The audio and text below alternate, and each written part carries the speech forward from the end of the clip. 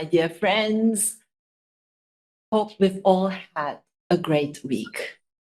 Welcome back to our weekly Communities of Practice Sunday check-in session, a half hour of Dharma, reflection, and community connections. If you are a new member of our community, please accept our wholehearted welcome and know that if you are unsure or have any questions about our practices and topics, we're all here to help. And if you are a regular, welcome back. It is customary in Australia to begin any meeting by acknowledging the traditional owners of our land.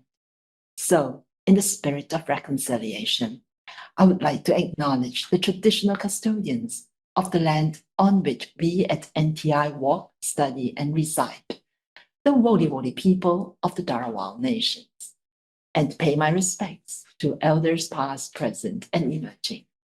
I also pay my respects to the traditional custodians of the various lands on which you all are. And I really value the wisdom that they have handed down to us. In addition, I would also like to recognize the triple gem of the Buddha, Dharma, and Sangha. Together, they make up the lineage, philosophy, and community of Buddhism that I embrace to deepen my engagement, reflection, and investigation. The check-in sessions have been developed by our Communities of Practice team and the entire community. These sessions aim to develop a reflective practice in response to changes. Guided by humanistic Buddhism, we would like to cultivate our practices and build memorable friendships. Over these few months, you're invited to meet some authors of a recently published book, Cultivating Compassion, Going Beyond Crises. You may download the free e-version from the Peter Lang website. The web link is on the page. It is with great pleasure that I introduce our dear friend, Dr. Cecile Manikan, to introduce her book chapter, Turning Crises into Sacred Leadership. Over to you, Cecilia. Thank you very much, Venerable Jue, and welcome everyone. So this is the book chapter that I did and my own contribution. And this is a retelling of the story about the Philippines during the pandemic and with that crisis in hunger. But before we go into that, maybe let's have our mindful check-in. So I want everyone to find your most comfortable position and just simply close your eyes. And we do our relaxation by breathing in still waters and breathing out calm and peace. Breathe in still waters. Breathe out calm and peace on your own for about 10 breaths.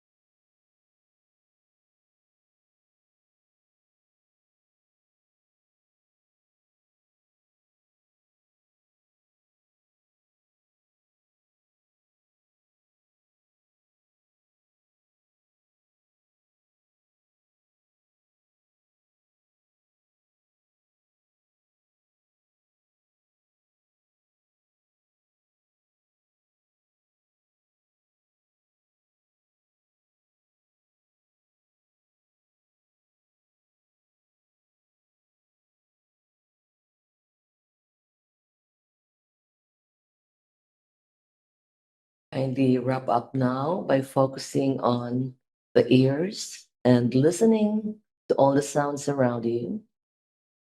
And we switch the attention now to the eyes. Slowly move your fingers. And when you're ready, you may open your eyes. Thank you.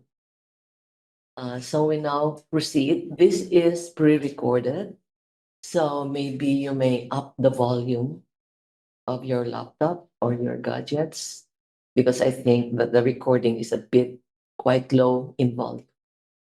So take a listen, and then after that, we have some reflective questions, and then we proceed with our usual way of meeting in small groups and discussing.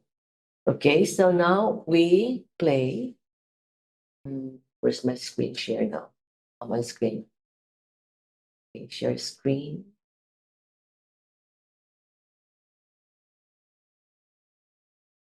Are you able to see my screen? Okay, friends. Abundance from Dukkha is a retelling of the Filipino story in the midst of crisis and devastating calamities. In Filipino language, bayan refers to a town or country. Thus, a bayani is a hero who sacrifices life in service of country. And bayanihan, evoking a deep sense of community and mutual help, is a cultural trait Filipinos are known for wherever and in whatever circumstances they find themselves in. It originated in the early times when Filipino houses, built of light materials like bamboo and nipa leaves, needed to be relocated for various reasons, be it geographical, social, or occupational. Able-bodied men in the neighborhood would gather and with wooden stilts onto their shoulders lift the house from the ground and carry it to its next destination. Movements are delicately synchronized and calibrated in order to gain momentum to cover desired distances or for gradually slowing down to rest and regain strength. Thus, the act required a collective, harmonious rhythm of might and brawn. Once completed, the community celebrates with merriment over drinks, local delicacies, and endless stories. Such tradition forged a quality of selflessness and a strong spirit of community among Filipinos, and is readily invoked when circumstances call for it. Thus, bayanihan is the act of selfless giving that makes Filipinos stand strong when their need is great and their pain deep. Amidst the twin problem of hunger and unemployment, the Filipinos towards the end of 2020 found itself grappling again with the mercilessness and devastation of climate change, disasters, and calamities.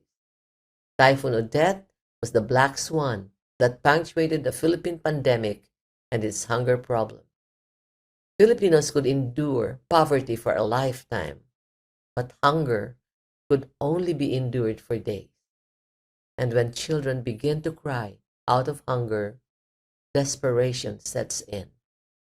More alarming is that best efforts from traditional support groups, government together with religious, business, and civic organizations could no longer suffice to stem the tide of rising hunger, and further reduction from this level of support would simply mean increasing the population of the hungry. The situation was desperate. Then came the miracle that saved a nation.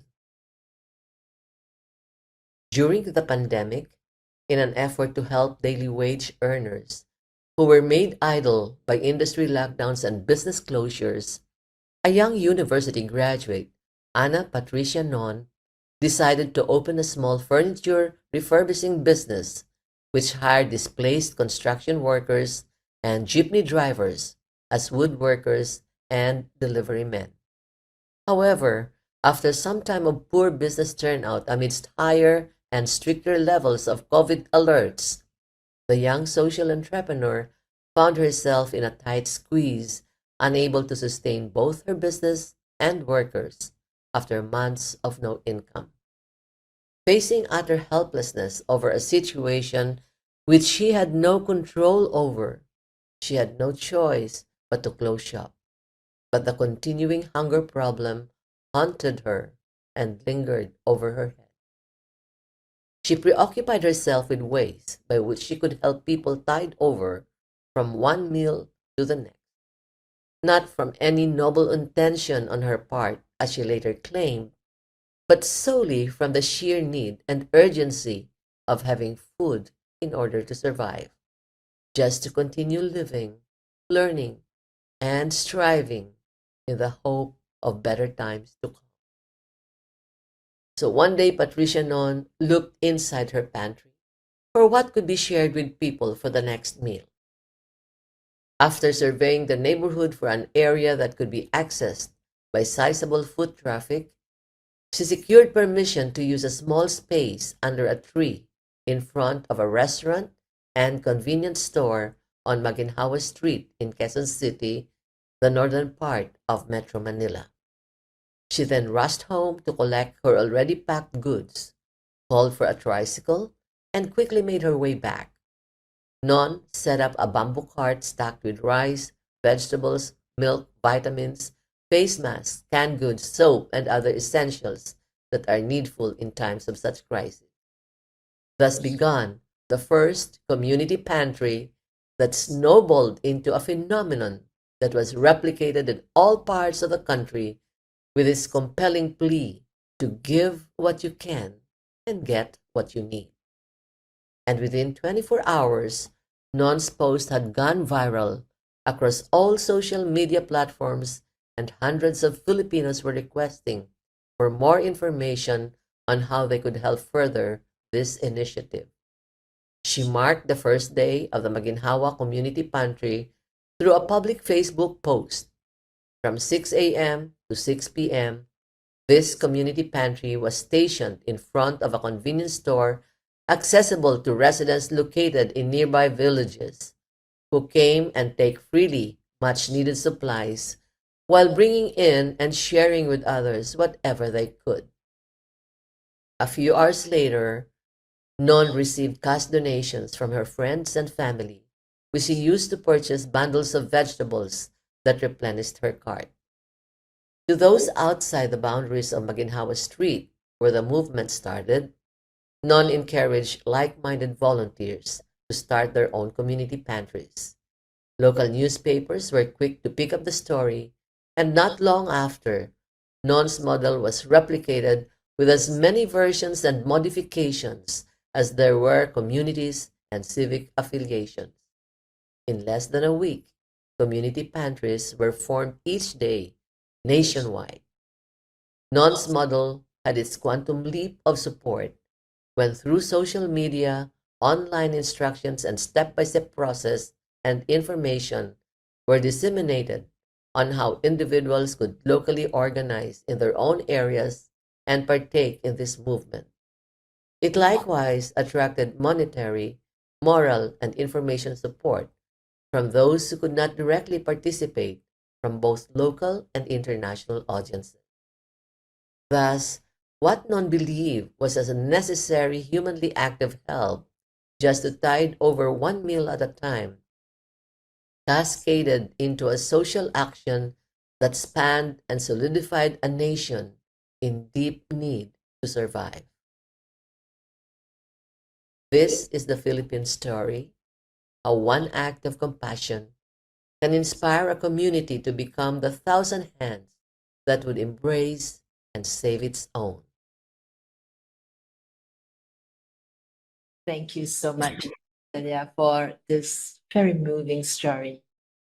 And I was just sharing with Cecilia on the way here that this story was so moving that we put it into the last chapter of our book, Cultivating Compassion, because we wanted the book to end with such a positive spirit. And thank you, Cecilia, for giving us these 3 questions for us to explore in our breakout session. 1, what does true leadership look like to you? What is your personal take on the story? 2, in how many ways can we turn disappointments and desperate situations into sparkling hope and inspiration? And finally, how can we enrich others by recognizing our own needfulness? A lot for us to discuss. So very soon we'll be placed in groups of 3 to 4 to share and discuss. In the discussion, we recommend you spend some time getting to know each other and then discussing those questions. There will be some Zoom notifications to guide you, but please feel free to let the flow of the discussions guide you too. Our sessions are guided by metta, which is unconditional love and kindness for all sentient beings. Let's use these breakout sessions to express and receive loving kindness to and from one another, and take time to pause, share, and listen. We'll also ask you to share some of your findings with the larger group at the end of the breakout discussion. So now, let's go to our breakout rooms for rich and nourishing discussions. See you all back in 15 minutes. So anyway, my friends, please post your any insights from your discussion breakout groups into the chat. We would love to have your insights, and the poster team will be able to put that into big posters for all of us. Thank you, Cecilia. We really hope the check-in session was helpful to you, and we hope you experienced the unconditional love and compassion of this community. I shall assume that you've seen all this on the screen. I'm going to move on to thank all our authors for their generous sharing. Next week, we will hear from another regular friend, Professor Stephen Hill, who will lead us through his chapter. And for now, I invite you to check out with me. Let us now dedicate the goodness of what you have done to all living beings. May kindness, compassion, joy, and equanimity pervade all worlds. May we cherish and build affinities to benefit all beings. May Chan, Pure Land, and precepts inspire equality and patience. May our gratitude and humility give rise to great vows.